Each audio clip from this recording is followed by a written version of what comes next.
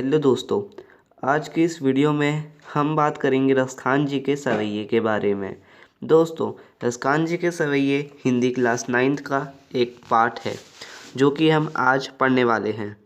दोस्तों, मैं उसका पूरा इजी एक्सप्लेनेशन आपको इस वीडियो में बताऊंगा। तो दोस्तों, बिना कुछ देरी करते हुए आइए वीडियो को स्टार्ट करते हैं। दोस्तों, हमारा पहला वाला जो सवैया है वो कुछ ऐसा है। मानुष हो तो वही रस खानी, बसो ब्रज गोकुल गाँव के ग्वारन। जो पशु हो तो कहा बस मेरो चरो, नित नंद की धेनु मझारन।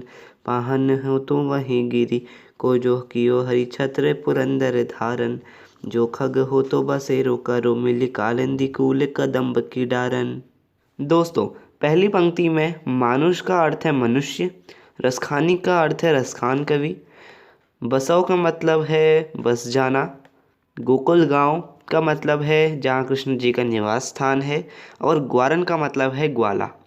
तो दोस्तों, पहली पंक्ति में रसखान कवि बोलते हैं कि अगर मैं अगले जन्म में मनुष्य के रूप में पैदा हूँ तो मैं गोकुल गांव के ग्वालों के बीच रहूँ। दूसरी पंक्ति में वो बोलते हैं कि अगर मैं अगले जन्म में पशु के रूप में पैदा हूँ, पशु का अर्थ है जानवर, अगर मैं अगले जन्म में जानवर के रूप में पैदा हूँ तो मैं नंद बाबा श्री कृष्ण के पिता थे, नंद बाबा के गायों के बीच घास चरूं। इसका अर्थ है कि वो अगले जन्म में अगर वो पशु बने तो वो गाय का रूप बनना चाहते हैं। तीसरी पंक्ति का यहाँ पर अर्थ है, पाहन का अर्थ है पत्थर, गिरी का अर्थ है पर्वत, और हरिछत्र का अर्थ है हरि ने छाता के रूप में। तो दोस्तों, इस पूरी पंक्ति का अर्थ हुआ कि रसखान कवि बोलते हैं कि अगर मैं अगले जन्म में पत्थर के रूप में पैदा हूँ तो मैं उसी पर्वत का पत्थर बनूँ जिसे श्री कृष्ण जी ने छाता के रूप में प्रयोग किया था। और कब प्रयोग किया था दोस्तों, यहाँ पर ये भी बताया गया है, जब इंद्र के प्रकोप से बचाने के लिए गोकुलवासी को गोवर्धन पर्वत का सहारा लेना पड़ा था। तो ये तब की बात हो रही है। अगर हम दोस्तों चौथे लास्ट पंक्ति में आए इस सवैये की, तो वो है, जो खग हो तो बसेरो करो, मेरी कालिंदी कूल कदम्ब की डारन। दोस्तों, खग का मतलब होता है पक्षी, और कालिंदी का अर्थ है यमुना नदी। कदम्ब की डारन मतलब कदम्ब की डाल, एक पेड़ होता है जिसमें कदम्ब की बहुत सारी डाल होती है, तो उसको कदम्ब की डाल कहते हैं। तो दोस्तों, चौथी पंक्ति में कहते हैं कि अगर मैं अगले जन्म में पक्षी के रूप में पैदा हूँ तो मैं यमुना नदी के तट के आसपास किसी कदम्ब की डाल पर विचरण करूँ, वास करूँ। तो दोस्तों, ये था हमारा पहला सवैया। अब हम पढ़ते हैं अपना दूसरा सवैया। दोस्तों, अब हम पढ़ते हैं अपना दूसरा सवैया। या लकुटिया रुका मरिया पर राज थी हूँ पुरकोट जी डारो। आठों सिद्धि नवो निधि के सुख, नंद की गाय चराए बिसारो। रस खाने का बोय नाखिन सो, ब्रज के बन बाग तड़ाग निहारो। कोटि के एकल धोत के धाम, करी लिखे कुंजन ऊपर वारो।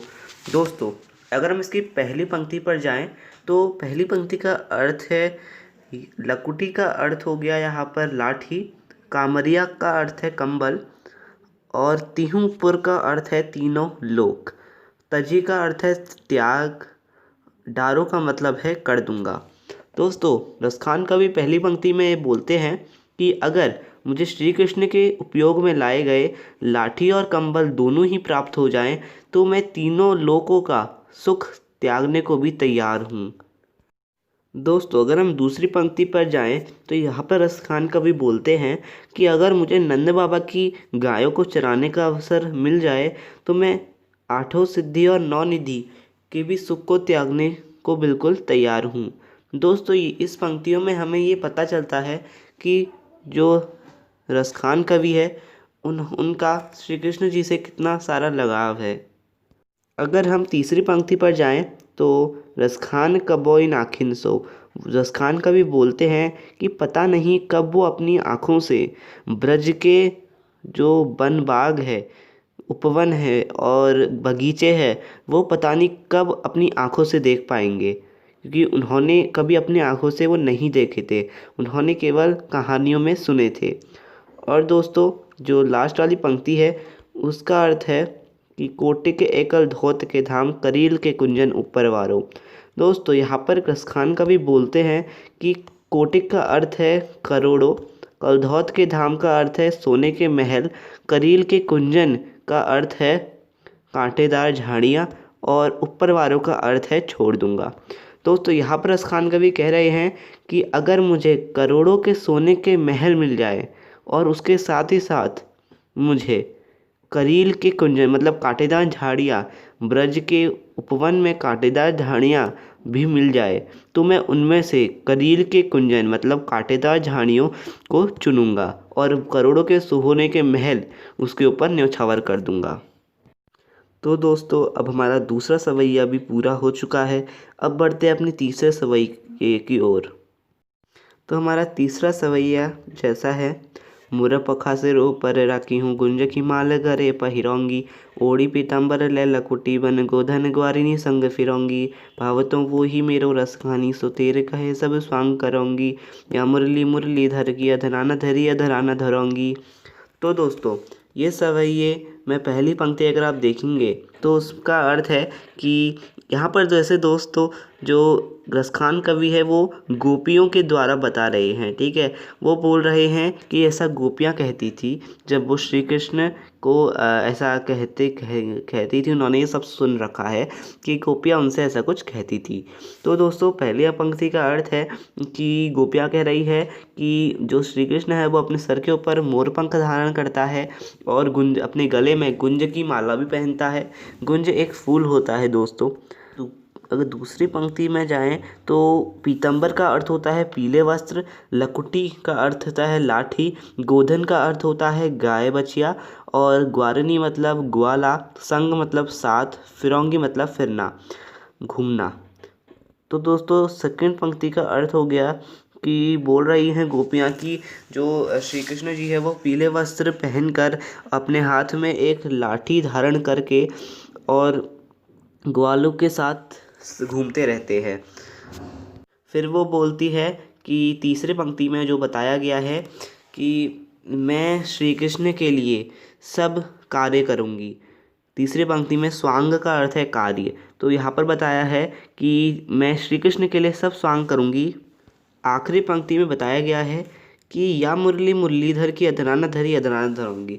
जैसे हमने अभी तीसरी पंक्ति में पढ़ा कि वो राधा बोल रही हैं कि मैं उसके लिए सब स्वांग करूंगी, लेकिन लास्ट वाली लाइन में ऐसा लिखा है कि बस मैं तेरे लिए एक कार्य नहीं कर सकती। और उन्होंने बताया कि वो कार्य नहीं कर सकती कि तेरी जो मुरली है, बांसुरी है, उसको मैं अपने होठों पर कभी भी नहीं रखूँगी।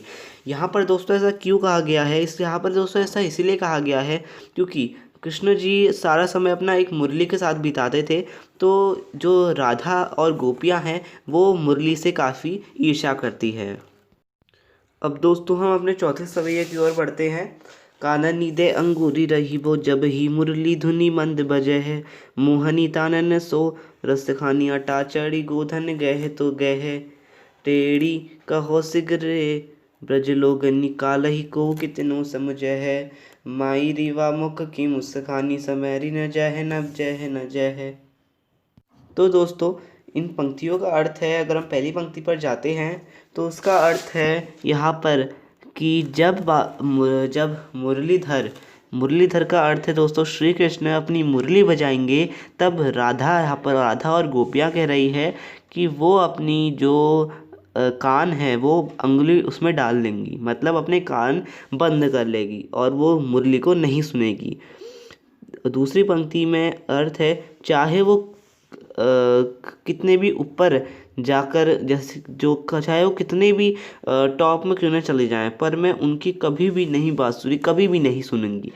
फिर वो चिल्ला के भी बोल रही है ये, ठीक है, ये चिल्ला के बोल रही है, सब ब्रजवासी से बोल रही है कि कोई कल मुझे कोई कितना भी समझा ले पर मैं कभी भी इनकी बांसुरी नहीं सुनूंगी। फिर लास्ट वाली जो लाइन है उसमें ये बोल रही है पर मेरी एक कंडीशन हो गई है यहाँ पर कि जब श्री कृष्ण जी की मैं चेहरे की मुस्कान देखूंगी तब मैं अपने आप को संभाल नहीं पाऊंगी और मुझे अपने कान खोलने ही पड़ेंगे। तो दोस्तों यही थी आज की वीडियो। आई होप आपको ये वीडियो पसंद आई हो और आपको जो रसखान जी के सवैये है वो उसकी इतनी इजी एक्सप्लेनेशन वाली वीडियो में लगी हो कि आपको पूरे वो उसकी एक्सप्लेनेशन आराम से याद हो गई हो। तो दोस्तों, अगर आपको ये वीडियो अच्छी लगी हो तो ज़रूर इस वीडियो को लाइक कर देना, शेयर कर देना और सब्सक्राइब भी कर देना। तो दोस्तों, मिलते हैं अगली वीडियो में, तब तक के लिए बाय बाय। वैसे दोस्तों, इस चैप्टर के रसखान जी के सवैये के जो क्वेश्चन आंसर्स है वो जल्द ही हमारे यूट्यूब चैनल पर मिलेंगे।